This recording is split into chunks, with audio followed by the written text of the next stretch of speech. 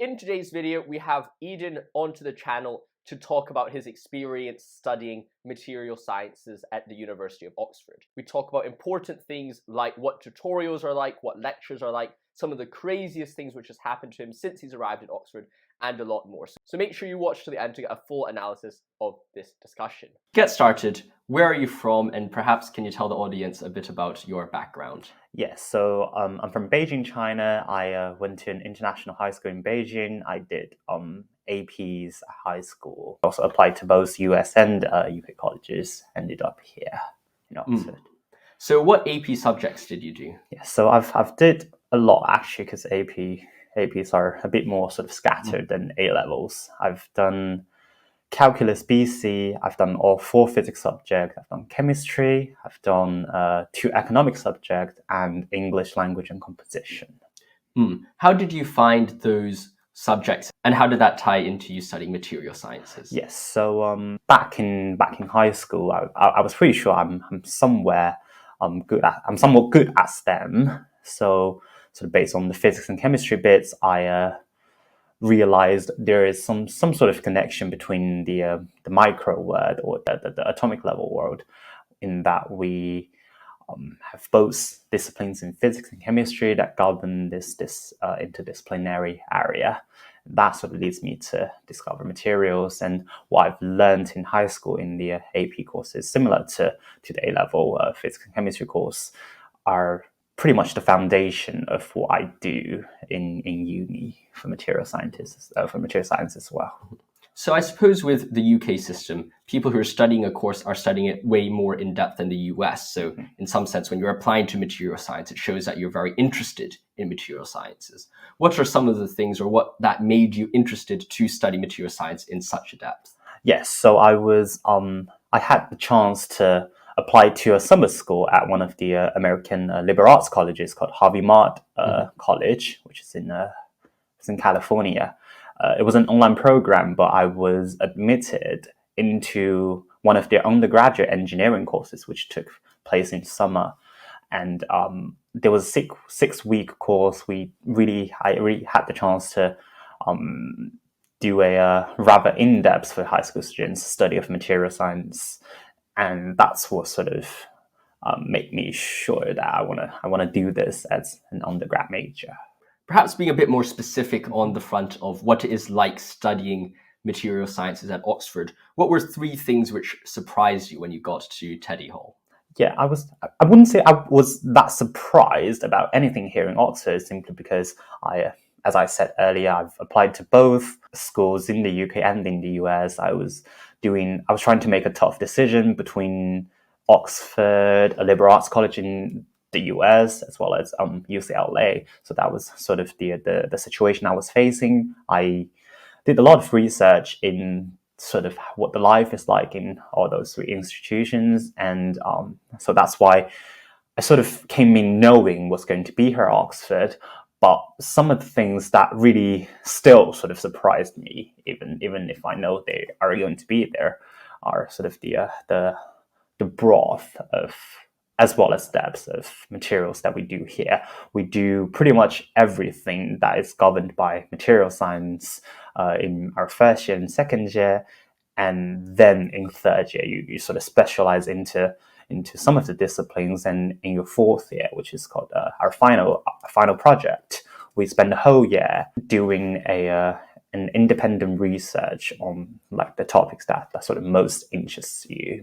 So that was the sort of things that was the thing I wasn't expecting in high school, because it was just a bit too much for high school students to think that you as an undergrad can do your own research and taking up a year leading to a thesis, and that might also become a publication if it were successful. And some of the other things I was really sort of surprised about is the wide range of societies and activities that is here in Oxford. You have things like Material Society, which is subject related to the Oxford Union, which sort of welcomes all sorts of people, all from all walks of life, and to just the random ones like Humus Society and lots of sports society as well here in Oxford. And that was something that I see here, because we do have lots of people here at Oxford. They all come from very different backgrounds, and Oxford is a place where stories sort of await you for you to discover. And also just how people really are committed to what they want to pursue, either in the form of academic pursuits, or just sort of looking forward to their career plans, sort of working towards their career goals. That's a nice introduction to kind of your study and experiences at Oxford, and perhaps this could be explored in two aspects. Firstly, what made you choose between the UK and the US, and also you could perhaps tell us a bit more about your course. So let's start off first with kind of the reasons behind your choice of choosing the UK over the US at the end of the day.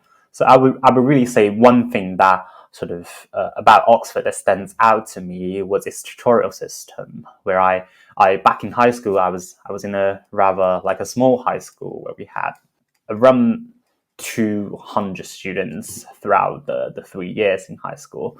So I just realized how much I love to have a close connection with your teachers, which are in Oxford, your tutors. And it's the tutorial system which give you the chance to really get to speak to them about about pretty much everything, either academic or research interest to just random stuff in life. We really get to be good friends with them. So that was one of the things which I think that isn't there in the US. And also how the UK is really sort of putting you on a fast track, because it's a 4-year leading to an integrated engineering master's here in the UK, whereas a 4-year in the US is just a bachelor's. So I know there are lots of possibilities out there for career choices. So I was like, I was thinking it would be great to be able to finish your degree early and then explore your sort of future possibilities, so that there is sort of flexibility as well as room for mistakes.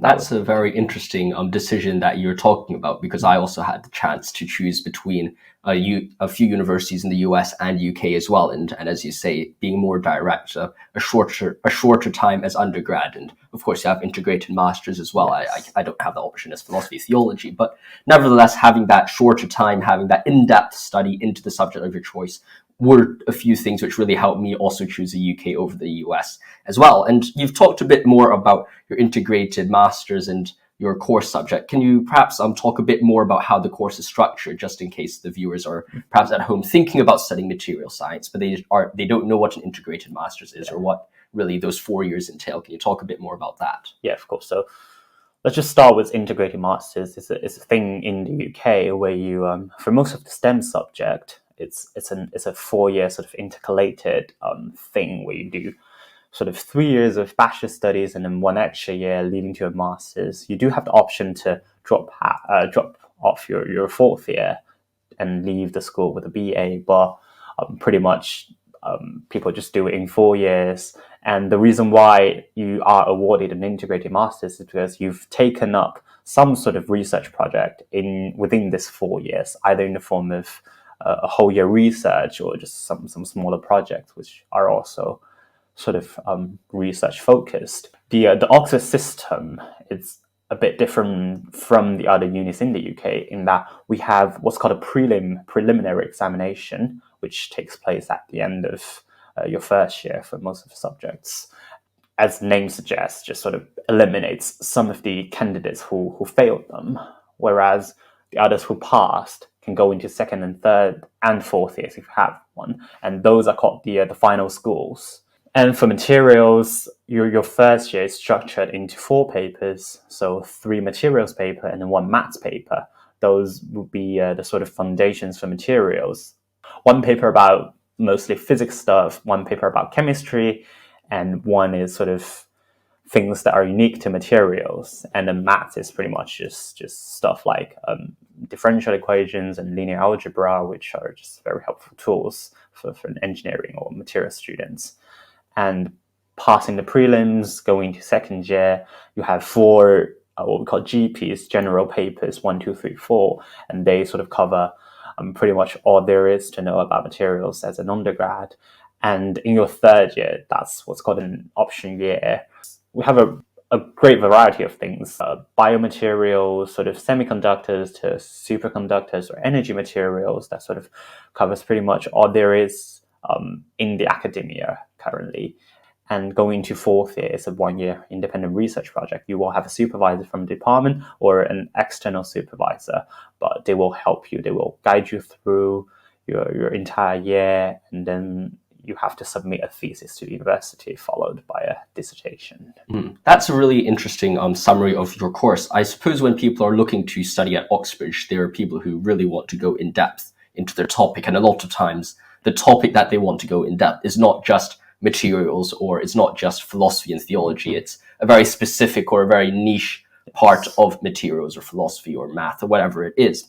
So I suppose when you're talking about those different papers, how many of those are mandatory and how much options do you have to choose or pick and choose to go into those more niche areas? Can you start doing that kind of customization from first year, or is it first year more regulated and then it becomes more niche as time goes on? Yeah. So in theory, both first year and second year are just compulsory courses, compulsory modules that you have to take because they will appear in your finals paper or prelims paper. But you do have the flexibility in that in our first year, each paper has 4 small modules that you do, but you do have the choice to drop off any one of them in your actual exam if you're not too confident with that topic, because in the real exam, you get 8 questions per paper, and then you choose 5 out of them to write a response for. So in that sense, you do get to sort of have a little bit of weak and strong spots, and but you do still have to study all of them. Whereas going into your third year, that's the year where you have your flexibility to choose from the range I've just mentioned, and then sort of customize what you want to study and then what you want to work in after graduation. And then your fourth year is pretty much a choice of your own. Your supervisors, they make up they make the projects. The names will be available to you at the appropriate time, and then you just choose from that list, sort of also related to your either academic or career interests. You've talked a bit about how Oxford is a tutorial-based system, and that's probably the reason why most people want to go to study at Oxford or Cambridge. Perhaps developing a bit into it, how are the tutorials and lectures at Oxford, and how useful are they in your studies? So tutorials are arranged by colleges, whereas the lectures, most of the lectures are delivered within the department by departmental lecturers. Although sometimes you do have your tutors who are also the lecturer for that course. It's not really common here, at least in materials.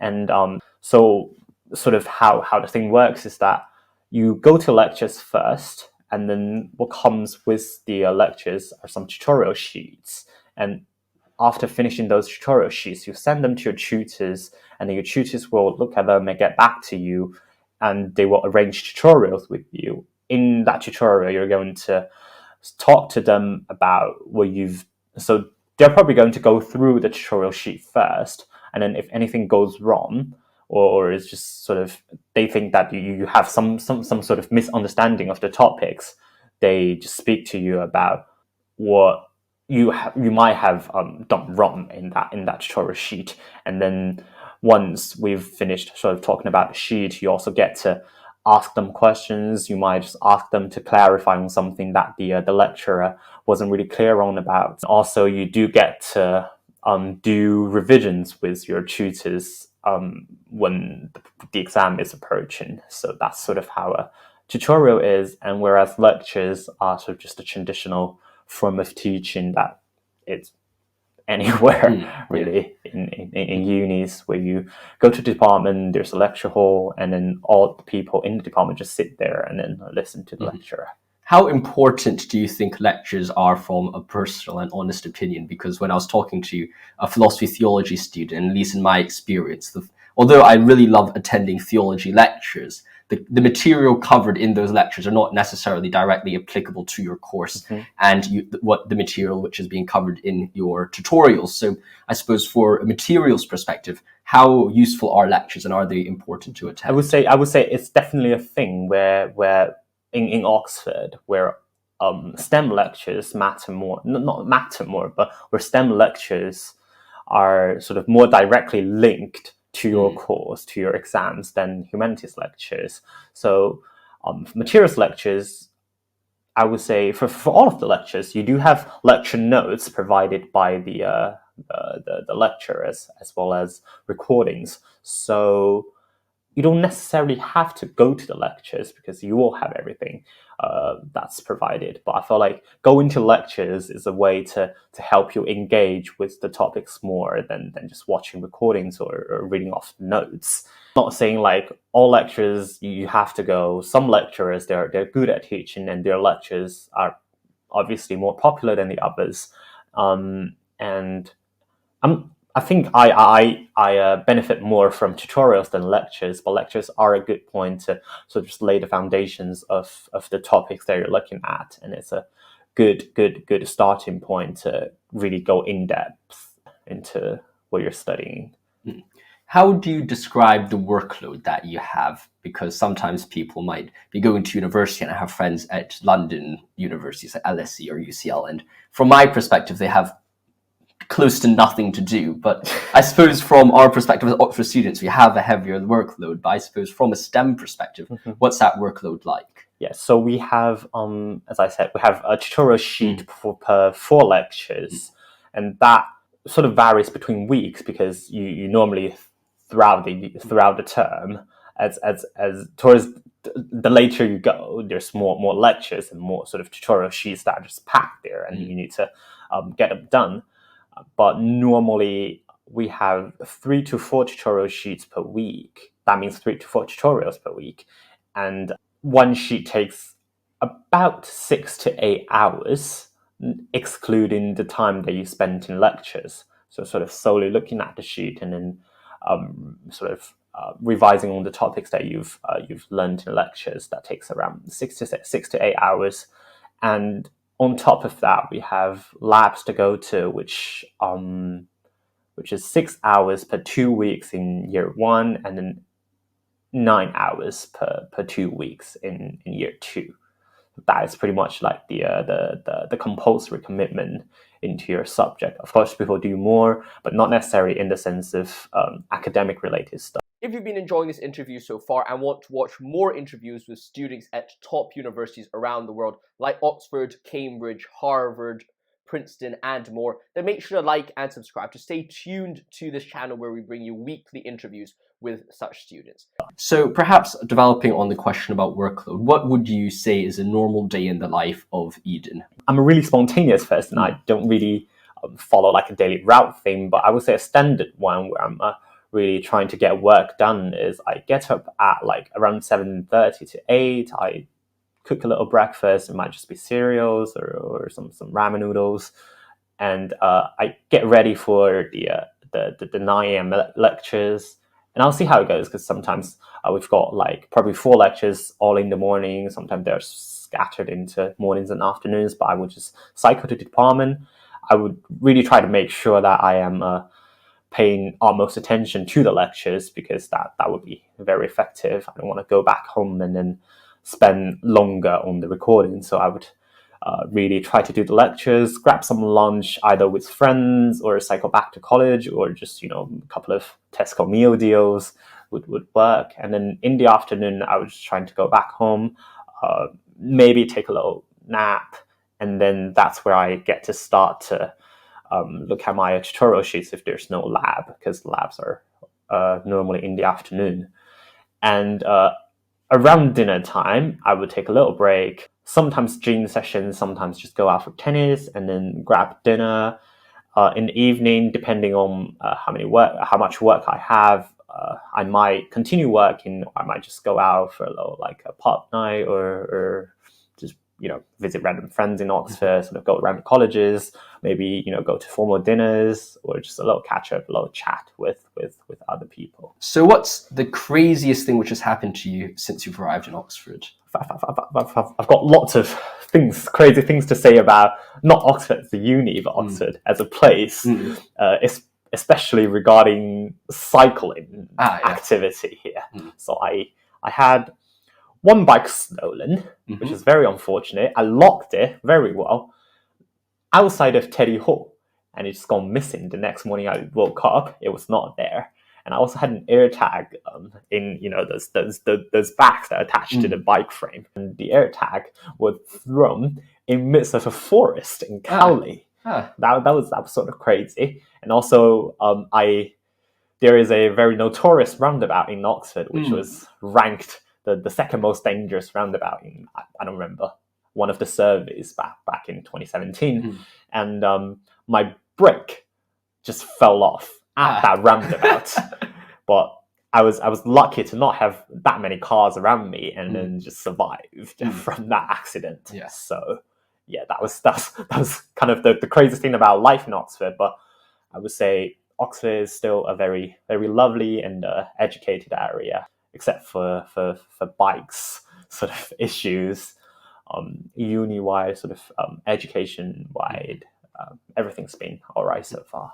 So what would be some advice for someone who is studying your subject or is looking to study your subject? Yeah, I would say committing to materials is a bit of a decision to make, because it's similar but not really the same as what you might have done in high school, because it's a very interdisciplinary subject. And then, for example, if you like physics, you probably like certain parts of physics, for example, astrophysics or just, mechanics.